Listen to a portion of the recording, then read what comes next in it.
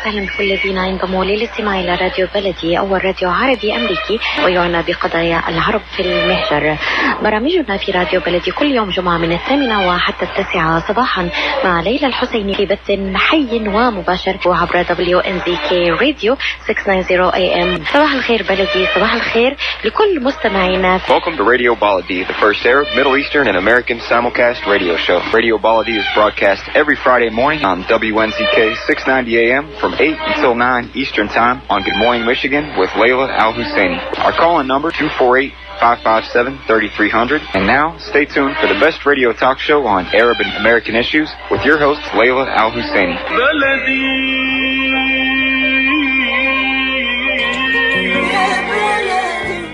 And good morning, everyone. It's Friday, January 11th, 2019. Yeah, it's the new year. I hope everybody had a great new year. I'm Ray Hanania, and you're listening to the Arab Street Radio and podcast broadcast from Chicago through 690 AM WNZK AM radio in Detroit, Michigan. We're taking your calls at 248-557-3300. Joining me this morning online, hopefully, this is, I don't know, Ali, can you hear me? Yes, I can. Can you hear me? All right, yeah, Ali's online. You know, technology really is a hassle. Ali Younes, he's a writer with Aljazeera, English, and we're going to be talking about a range of issues, including one that kind of has dominated the media coverage of the Middle East this week, about a young Saudi girl, Rahaf al-Qunun, who is seeking asylum in Australia. I think she's in Thailand. And I think the real question is, you know, everybody's focusing about whether the Saudis are brutal to women, whether the Arabs are brutal to women. But the real question is the Western media brutal to Arabs? So I don't know. What do you think? Explain this from your perspective, Ali, this story with Rahaf. You know, well, first of all, let's just establish that Arab women in general, they're not, you know, as bad as the Western media try to portray them to be, you know, with a few exceptions, of course. You mean the way they're treated? The way they are perceived to be treated by the Western media. Right.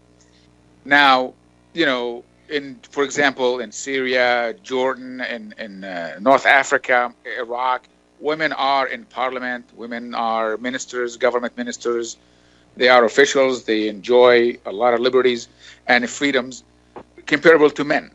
Yeah. Now, with a few exceptions in Saudi Arabia, you know, in the past few decades, women were not allowed. In fact, I don't know if they were allowed to drive. There's a guardianship system there. A woman cannot travel alone. She has to travel with a male guardian. That is, could be a brother or a husband or a father. And women, you know, could not vote, and men could not vote either. So, right. Well, 100 years ago, women couldn't vote in the United States. Yes. You know, and I love the way the United States always says, look what our freedoms we have compared to yours, except that they only just recently, you know, opened up some of these freedoms for people, and then they pretend like they never had oppression of women. You know what I mean? That's the thing that bothers me the most. And yes, it's great that women have the right to vote in America finally after 100 years, but they are so judgmental about other countries.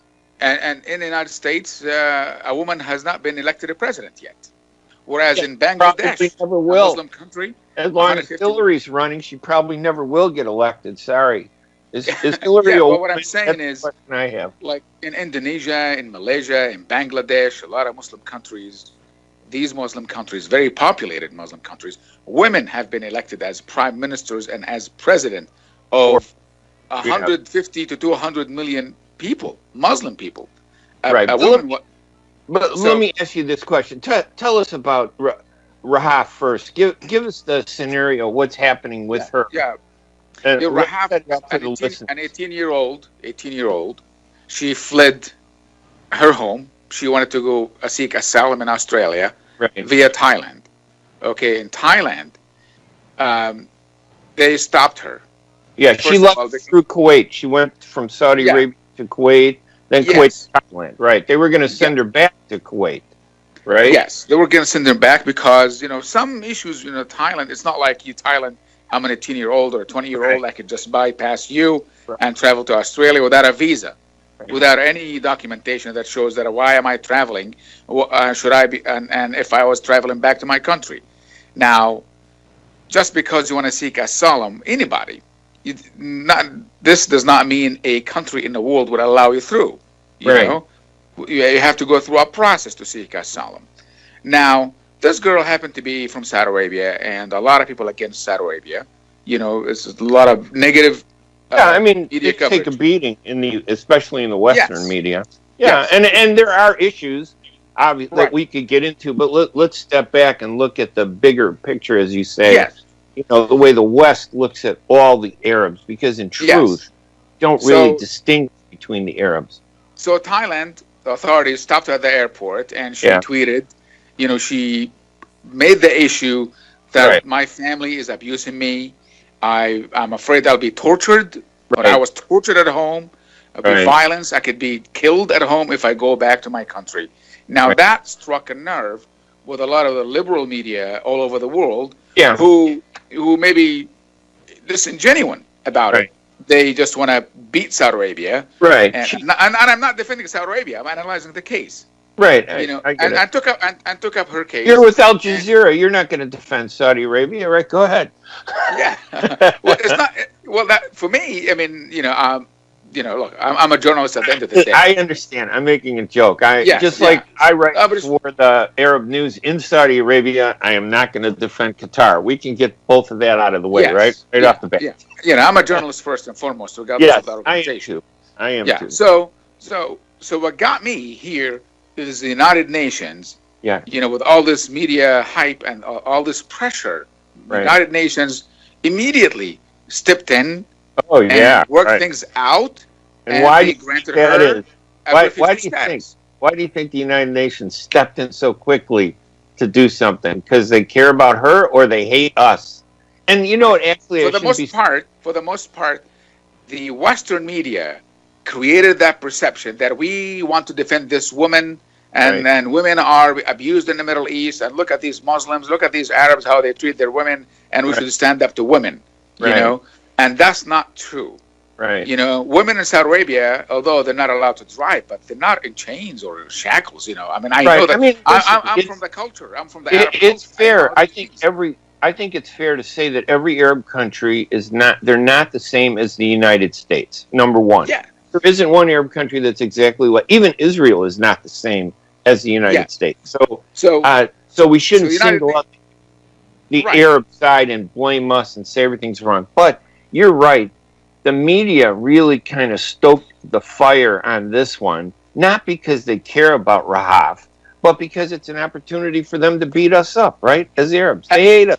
The American media, they don't love us, they hate us. And neither do most of the American officials. They don't love us, they hate Arabs. And an opportunity for this media, and not all Western media, but for this type of media, to make us look bad.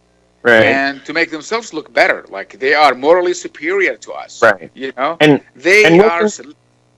wasn't there one aspect that really touched the nerve? I mean, this is something that's often said, and it's kind of tough to deal with. You're Muslim, I'm Christian, and there's all this stuff about how Christian Arabs treat Muslims badly, like in some of the Arab countries, like Lebanon. The Christian, population there sometimes pretty brutal to the Muslim community. And, a lot of Christians feel that, they're not as free as they want to be, but it's not a huge oppression. But in this aspect, there was this context where she allegedly said, I wanted to convert from Islam to Christianity, and my father and my mother and family wanted to kill me because it's not allowed. I don't think she said that. What in one of her tweets, I think. But go ahead. What she said, because I left religion, So she may be an atheist. Yes. So I tweeted a tweet that so far got 30,000 impressions. Wow. and 5,000 engagement. I am shocked, you know. Because everybody's following this. A lot of negative. Most of it is negative. Now the Saudis are supporting me and saying, because what I said in my tweet, right? I said, just because a teenager ran away from home and said I was abused by my family, why the UN has to step in and created an emergency and treat her as a refugee, whereas that Syrians by the millions, Iraqis by the millions, Palestinians by the millions are being abused as we speak, and they are either in jail or stranded in airports or refugee camps in Lebanon, freezing. Syrians in Jordan, that refugee camps with Syrians in Turkey, they live in tents. They left their homes. Where is the Western media that really pushes the United Nations to find a proper solution for these miserable people? You can't find this. This selective morality that is using a girl, using this case to beat up on the Arab and Muslim population, not the regimes. Okay? Right. We all have disagreements with the Arab regimes. I don't think the Arab regimes are the best governments in the world. In fact, they are dictators. And who support these dictators? Who give them a slack? Is the West. They give them weapons. The United States. They give them money. Yeah, they've been doing it for years. Billions of dollars. Yes, they buy their support and they get what they want, and then they close their eyes to abuse. And when you don't work with them, then they open their eyes to abuse. I get it. Exactly. Let me just remind everybody they're listening to the Arab Street Radio here on WNZK AM 690. I'm the host, Ray Hanania, and on the line with me is a good friend of mine and journalist, reporter at Aljazeera, Ali Younes, and we're talking about the case of Rahaf al-Qunun, not just the allegations that she's fleeing persecution, but mainly how the news media, I think, and Ali agrees, exploits this to make Arabs look bad. You can call us at 248-557-3300 if you want to join the conversation and tell us what you think. Now, Ali, apparently she is been given sanctuary in Australia. Now, let's just step back, because this is so confused, the issue with so many different aspects. It's easy for the media to cast it as strictly an abuse, a typical abuse by the Arab world against a woman. And there is abuse in the Arab world against women. There is this honor killings. There's some Arab countries that allow honor killings, or they have laws that minimize, the punishment for men if they kill a woman because the woman dishonored their family. Those things do exist, but it's not like 100% across the board. It's not like everybody does that. It does exist, and women do have some rights, less than men in the Arab world, but that's the way it is all over the place. Why is it that they just focus on the Arab world when it comes to women? Why is it that we're the bad guys when it comes to women, and yet it's okay for America to treat women like second-class citizens? It's okay for Israel to treat women, the ultra-religious, women. They're no different than, the Orthodox Jewish women are no different in terms of their treatment than some Orthodox Muslim women are treated. What's the difference? Exactly. And something, besides that great point that you've mentioned, women in the Arab world, there is some abuse, there are unfairness toward them, but it's not across the board like you said. There are issues in Saudi Arabia, in the Gulf. But I want to make a point that is, what about the culture? Why can't these people in the world, understand that Arab culture is not a Western culture? Arabs are not Americans. They're not British. They're not Europeans. There are some, certain family bonds, certain family values, it has to be respected. Why if I was a British person and I want the Arab people to behave as if they are Norwegians or British or Americans, white Americans or white Norwegians, and they're not, So I think just as we should respect other cultures, American culture, Christians, Jews, and other cultures around the world, I think the other cultures also have to consider respect in the Arab cultures, whether it's an emphasis on family values, emphasis on respect between men and women. And, believe me, look, with this girl, what she done, nobody talks about her parents. I think her parents are really in a terrible situation. I don't know if he threatened her to death or not, or to kill her. I can't vouch for that. I don't know. Right. I mean, it's a possibility that they're being abused because nobody cares about the Arabs, in the mainstream media. Nobody's going to present them fairly. They're going to present them as the bad guys because this story fits a pattern that the American news media, especially, and the Western media, that they love. Arabs are bad.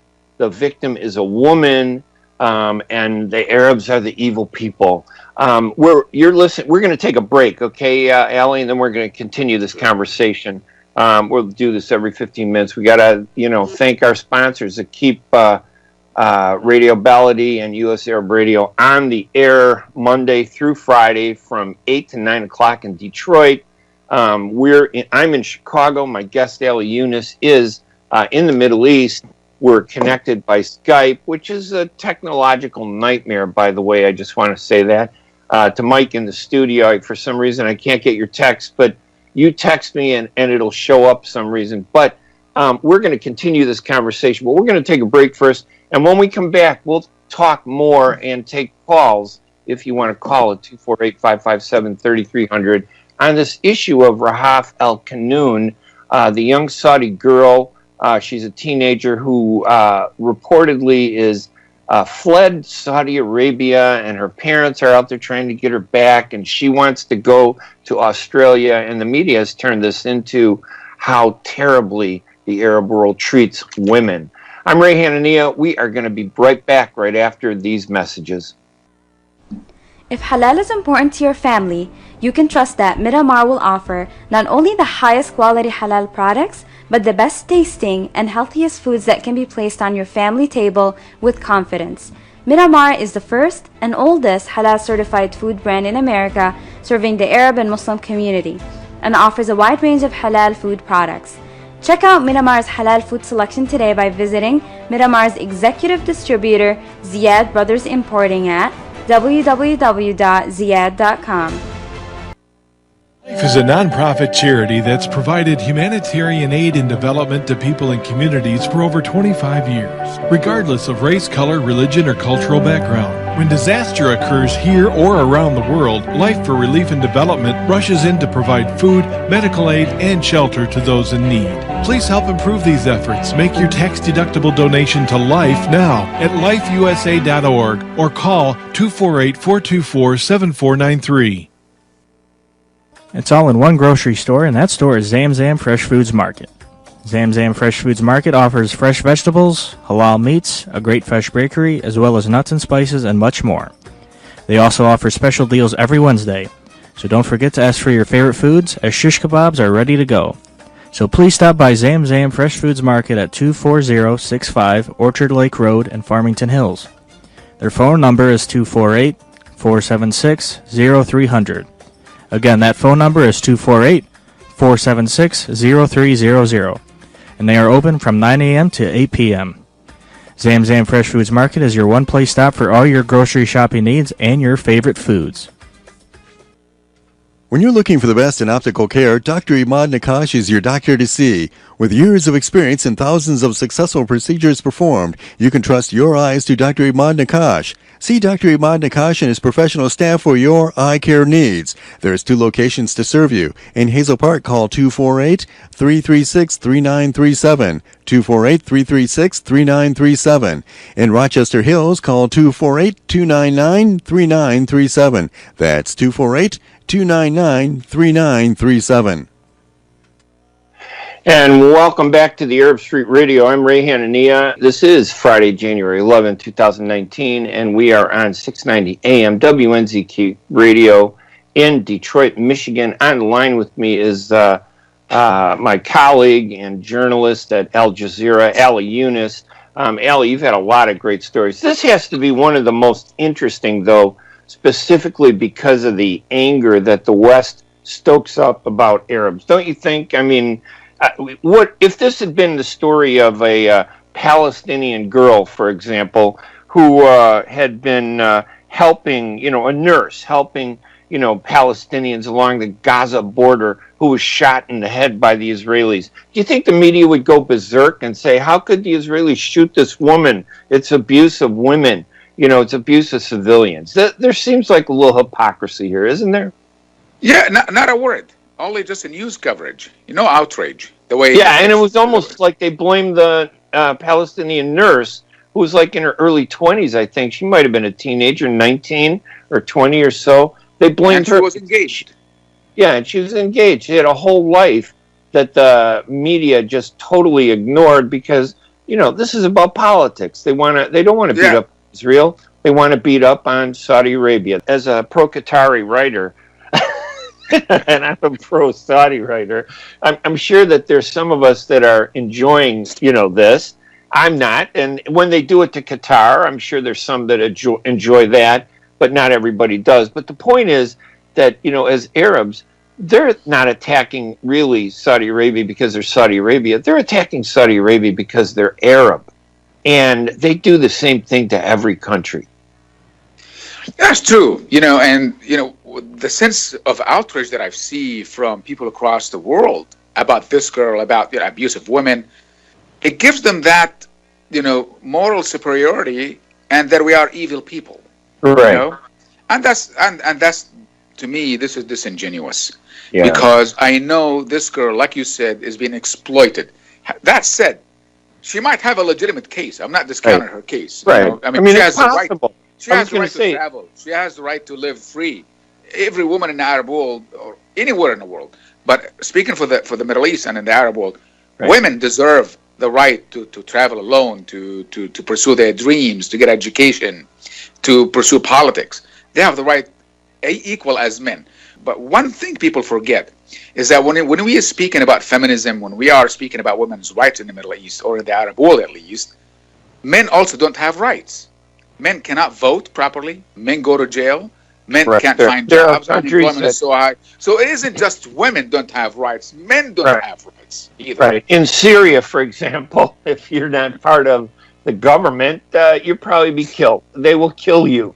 Listen, let's go to the phone lines at 248-557-3300. If you want to comment and tell us what you think, be happy to put you on and hear your views. Let's go to one of our big fans, Jerry. How about Jerry? You're on line here at the Arab Street Radio. Thank you for hanging on, Jerry. Thank you, Mr. Ray Hanania. Good morning to you, and good What do you make of this story about Rahaf? Yeah, first of all, I want to wish both of you a Happy New Year, and 2019 to be prosperity and peace and love, and you guys get millionaires one of these days. And to your producer, Mr. Mike Shafka, I wish you the best. So, Ray, you address your question about all these. Yes, the Western media is exaggerated too much about the Arab women in general. That's why sometimes I'm not trying over here to defend our president, Mr. Donald Trump, when he called the media fake media. They are fake media. They focus, especially the liberal media I'm talking about. And look, Ray, Mr. Ali Younes, the women, they've been abused in our backyard right here in America. You hear in the news every day a girl walking to the school and get raped in the alley of our cities. But about women in general, and especially in the Middle East, I do believe, like Ray said earlier, Ali, and you said earlier, no, this is not the way how our women in the Middle East, some of them, they become a high position, like a deputy, prime minister, minister of education, minister of a lot of things. So look at example, Bangladesh. The prime minister over there, Sheikh Hasina, for a small Muslim developing country, she is there. So no, the Arab women, they've been having their, right.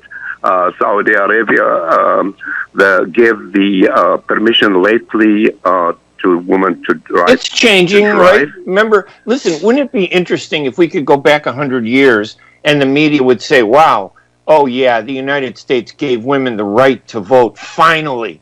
You know, and the way they abused, you know, and this isn't about Saudi Arabia, but the way they treated the idea that, oh, Saudi Arabia finally gave women the right to drive. Like, even the fact that they give women the right to drive isn't good enough, you know, for the media in this country.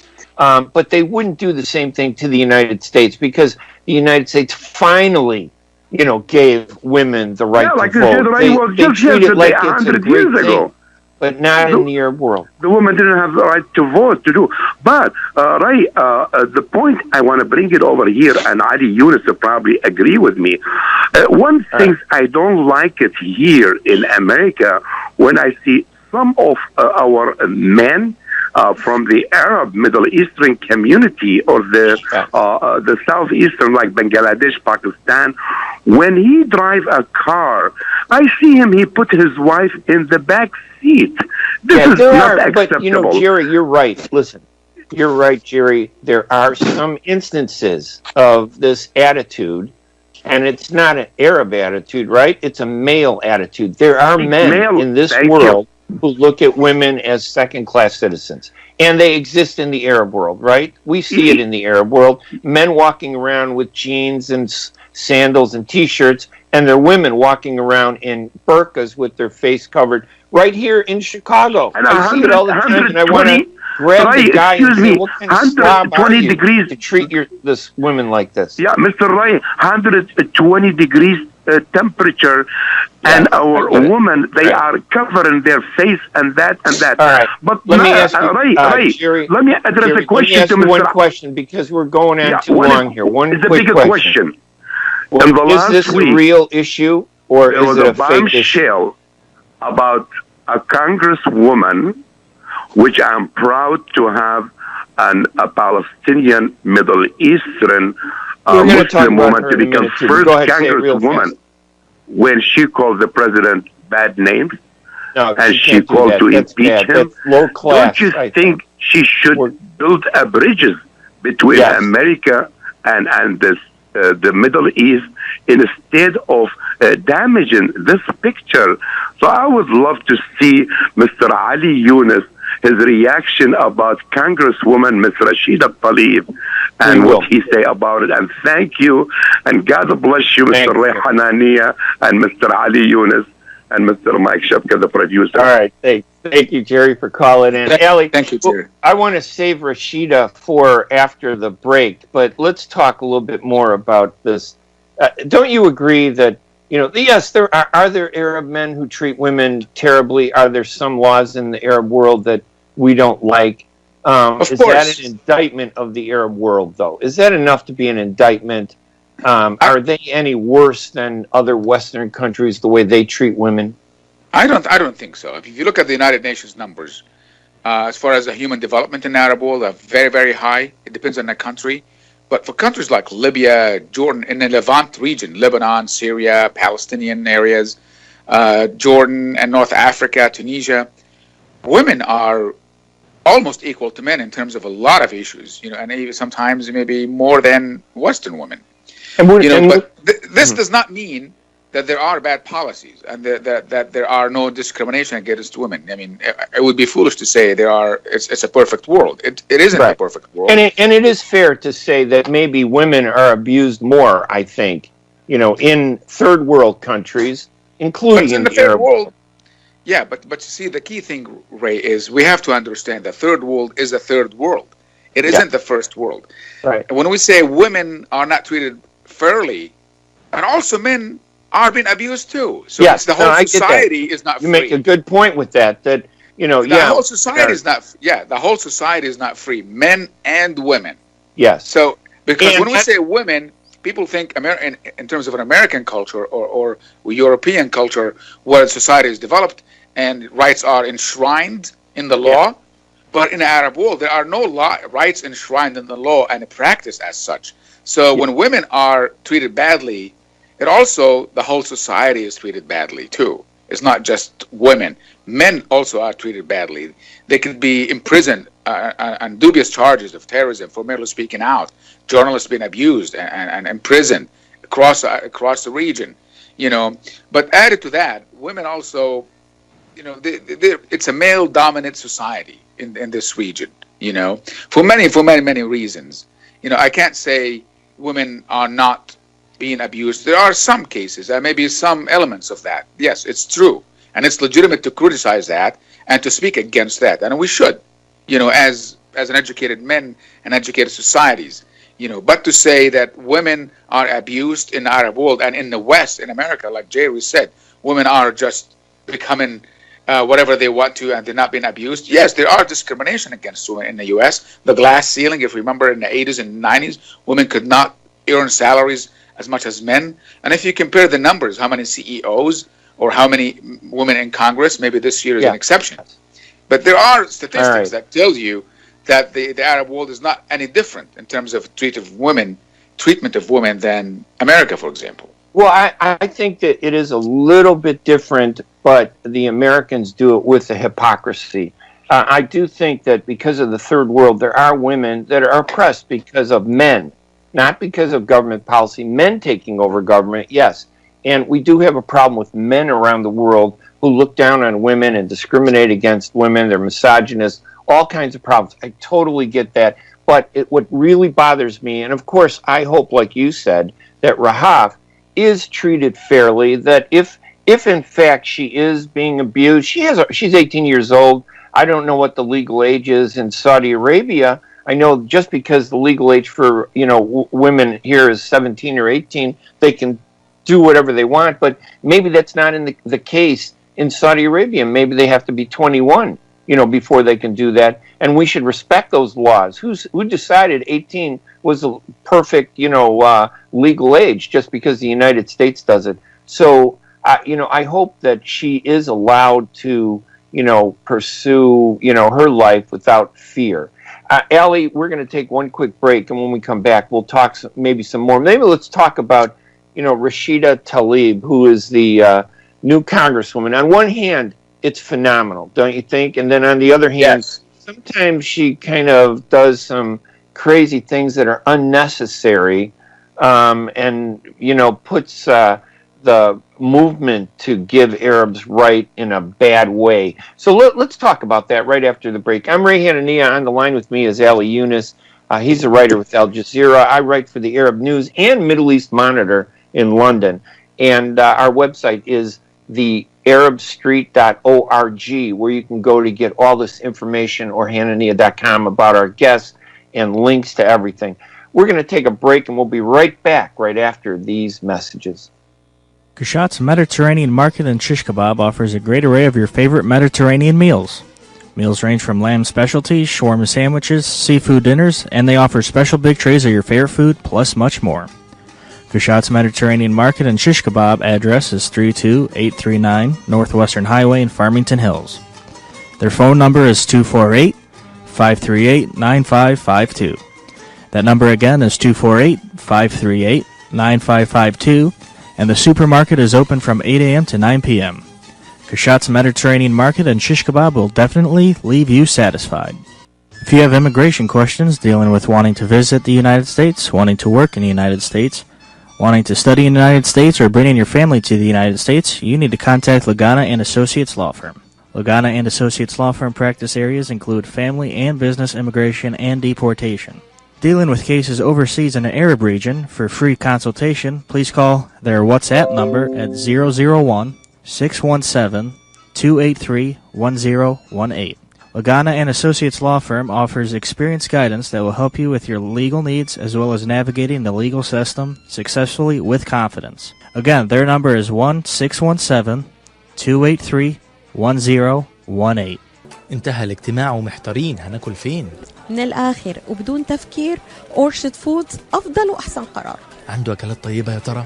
أورشد فودز عنده أفضل تشكيلة من المحاشي والمشاوي والمقبلات والسلطات والفطاير، وكمان بتتسوق لكل احتياجات الجروسري والملحمة وغيره بأسعار خاصة بمناسبة الأعياد، والأحلى إنه بنفس المكان. على ضمانتك أروح وأجرب، ولو على ضمانة الشيف، وبجودة وخدمة ممتازة وسعر منافس، ولو عندك مناسبة خليها عليهم. أورشارد فودز أند جروسري يقع على أورشارد ليك رود بين 12 و 13 مايل في مدينة فارمينغتون هيلز.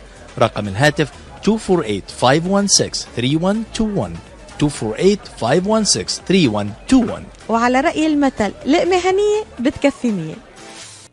The Rama Relief Foundation provides humanitarian aid into areas inside of war-torn Syria, as well as aid to the refugees who have fled to the neighboring countries in the Middle East. The foundation offers food baskets, container shipment, mental health, education, soup kitchens, and more. Go to ramarelief.org or call 248-990-4247. Any donation amount made to Rama will go to sustaining many lives. Call now 248-990-4247.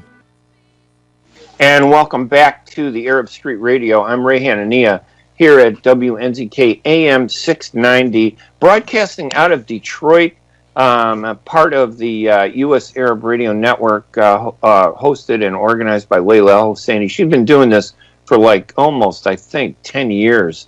And it's one of the only radio shows that is every morning, Monday through Friday, from 8 to 9 o'clock.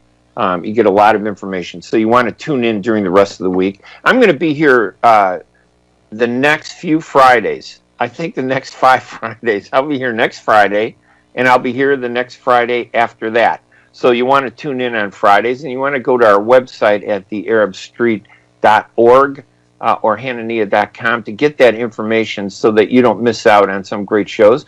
And I'll have Ali Younes, who's on the line with me now. We'll have him on because I enjoy. Ali is one of the great journalists because he is a principled journalist. That to him, the issue isn't about propaganda. He's not an activist using, writing as a means to achieve a goal. He's actually a journalist who explores a story, and even when it's not in our best interests as Arabs, he'll still explore the issues, good, bad, or ugly, because that's what journalism does. Good journalists do. And he is a writer over at Aljazeera English, where you can read a lot of his stuff. And I think he also gets published at The Intercept. Ali, this final thoughts on Rahaf. I mean, what do you think is going to happen? Is she going to be make it to Australia and lay on a beach and finally become a Western woman? I think, yes. Australians... In a bikini? I don't know. It's up to her. But Australia is processing her application as we speak. And I spoke to an Australian journalist who spent some time with her at the airport, who has told me about Rahaf a little bit more for her, saying that she was abused. So I hope the best for her. She could try the world. She's 18. Right. She wants to try the world outside her parents on her own. Let's give it a shot. If she wants to be 18 in a Western country, very tough environment. She's not going to be protected by her family or taken care of by her family. So if she wants to try the world, let it be. Yes, and I agree. I think, listen, we should make sure that she's not abused or hurt. But at the same time, we shouldn't just believe everything that the Western media decides to pump up about the story. Do you remember in the 90s, there was some Bahraini princess who fled her country with an American Marines from Bahrain in the 90s, right? Yes. So this Marine, she fled the country with him. She's a princess, and she lived in Colorado with him in a trailer park. Okay? She wanted to live in America. So it's a hit and miss. You can make it or you can't make it. But she ended up, transferring herself from being a princess living in a palace to living in a trailer park. And maybe, I don't know what happened to her. I don't know if she's still there or went back to her country or not. Right. I have no idea what her life is like. People have this perception about America in the Middle East. They think America is just Hollywood, It isn't Hollywood. It's real life. Well, I mean, there are some listen, if they would treat this without attacking Arab culture and deal with it as an issue of possible, domestic turbulence, abuse of women, I could understand that. Then maybe it is, maybe it isn't. Maybe she is the victim. Maybe she does have real threats against her, and maybe not. I don't know, but we're not allowed to see it that way because overlapping all of this is this hatred of the Arab world and the Muslim world. It isn't just Arabs and Arab Christians. We're not Muslim, but we're treated like we're Muslim in the eyes of these racist Americans. They look at me, they don't say, Ray, oh God, you're a Christian, you're a cousin of Jesus, we love you. They don't say that. They say, how could you be a Christian and an Arab? Aren't you Muslim? That's what they say. And you look at them and you go, why do they grab the hatred? Because hatred is easier to understand than Did you ever tell them that Jesus was not born in Chicago? No, I upset them by telling them that Jesus is a Palestinian and leave him alone. Okay, he's oppressed and he doesn't have any rights. All right, our number is 248-557-3300, 248-557-3300. If you want to join in the conversation, this is a story that's very local to Detroit, of course, or at least to Michigan. Rashida Tlaib, she lucked out. Let's be honest. She did not win because she was the most popular person, but you can't deny her the fact that she did win the election to succeed John Conyers. And this is a district that is predominantly African American, and the African American vote split over 3 candidates, I think 3 or 4 candidates, and Rashida managed to get in. Now, she's going to have to start running for office this year.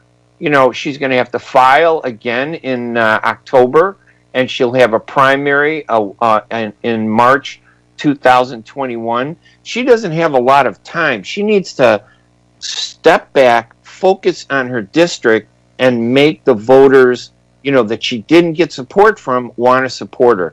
It doesn't help, though, I don't think, when she uses language like MF when she's referring to President Trump. I'm sure that some people in Michigan don't like President Trump, and especially in her district, John Conyers' old district.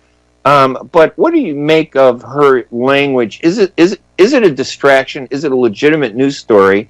When she was using a swear word to criticize President Trump, or is that just a distraction by people who don't like her? Because on the other hand, she's a great symbol of Palestinian rights. She did a great thing. She was sworn in on a Quran rather than on a Bible. They said it was Jefferson's Quran. They made a big deal about that, but it was their own family Quran.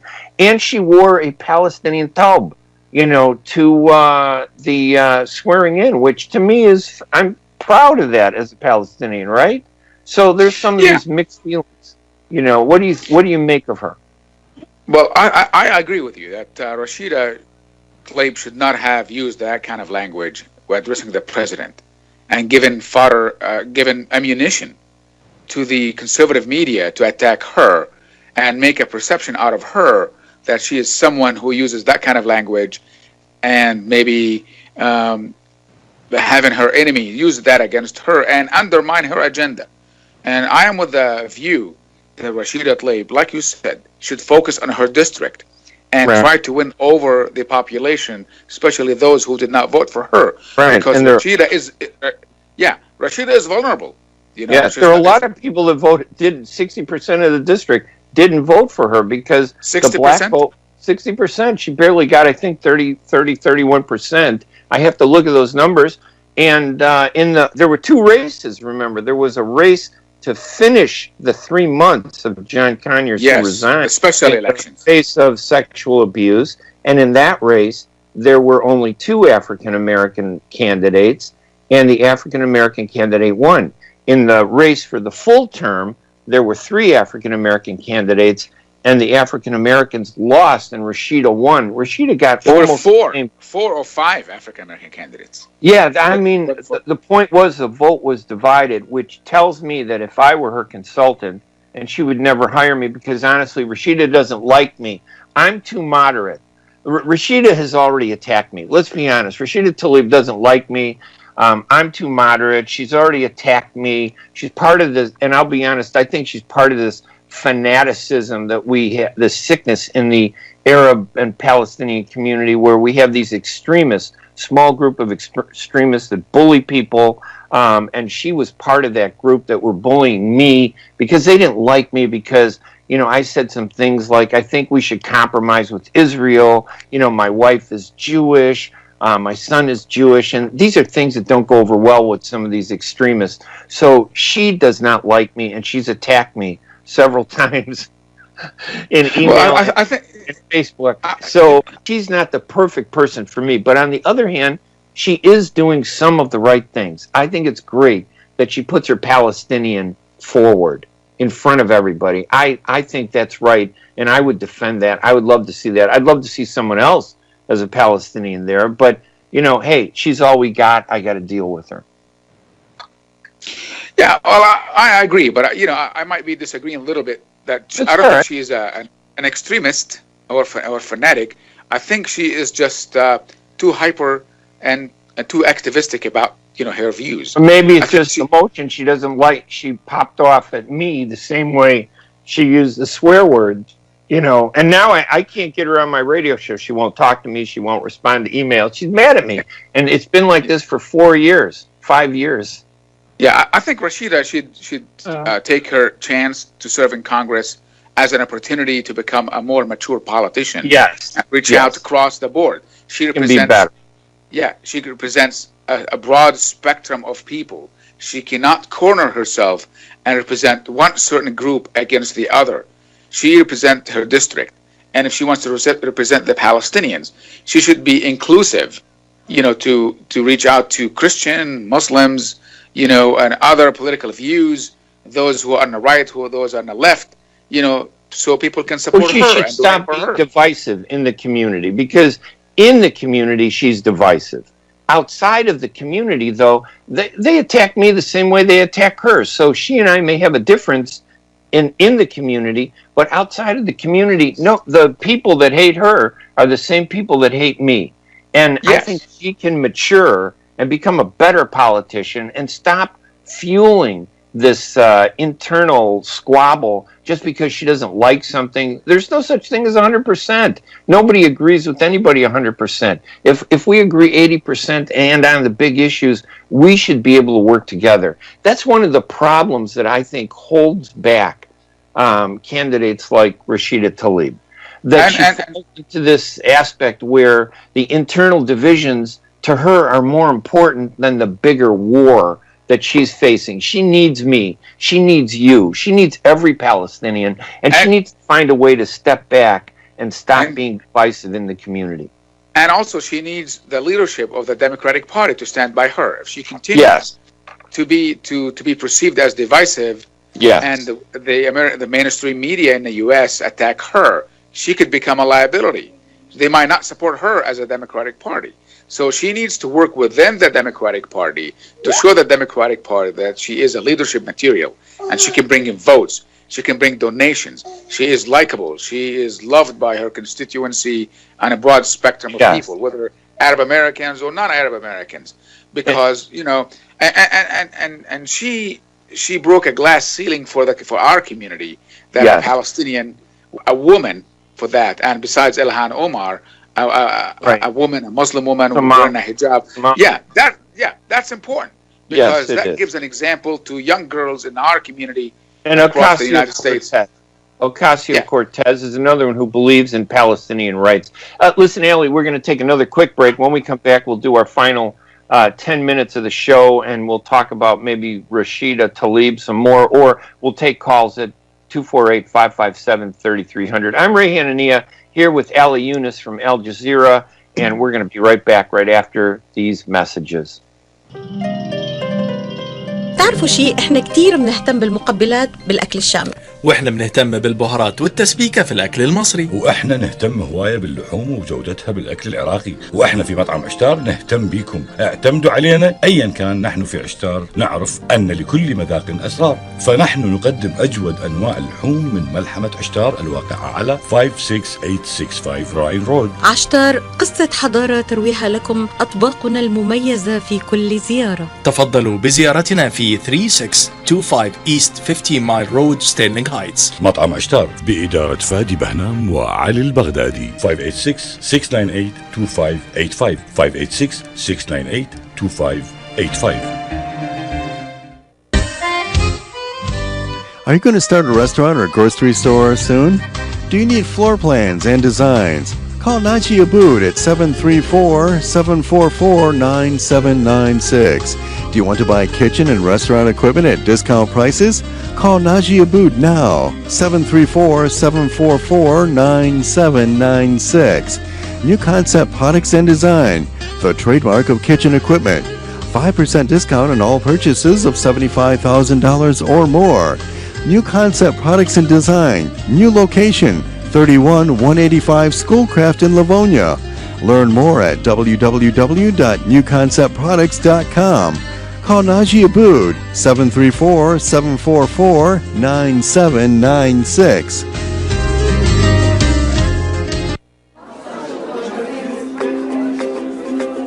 انتهى الاجتماع ومحتارين هناكل فين؟ من الآخر وبدون تفكير أورشد فودز أفضل وأحسن قرار. عنده أكلات طيبة يا ترى؟ أورشد فودز عنده أفضل تشكيلة من المحاشي والمشاوي والمقبلات والسلطات والفطاير، وكمان بتتسوق لكل احتياجات الجروسري والملحمة وغيره بأسعار خاصة بمناسبة الأعياد، والأحلى إنه بنفس المكان. على ضمانتك أروح وأجرب، ولو على ضمانة الشيف، وبجودة وخدمة ممتازة وسعر منافس، ولو عندك مناسبة خليها عليهم. أورشارد فودز أند جروسري يقع على أورشارد ليك رود بين 12 و 13 مايل في مدينة فارمينغتون هيلز. رقم الهاتف 248-516-3121 248-516-3121. وعلى رأي المثل لقمة هنية بتكفي 100.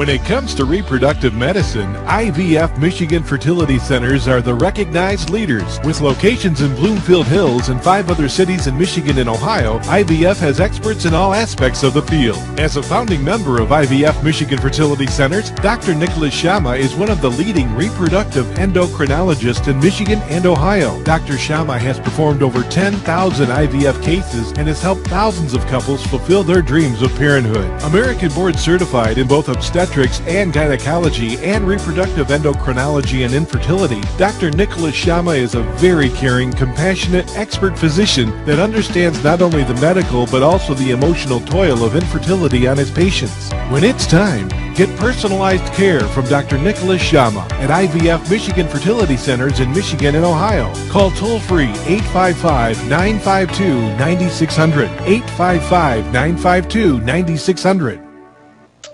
And welcome back to the Arab Street Radio. I'm Ray Hanania with my guest, Ali Younes, who writes for Aljazeera.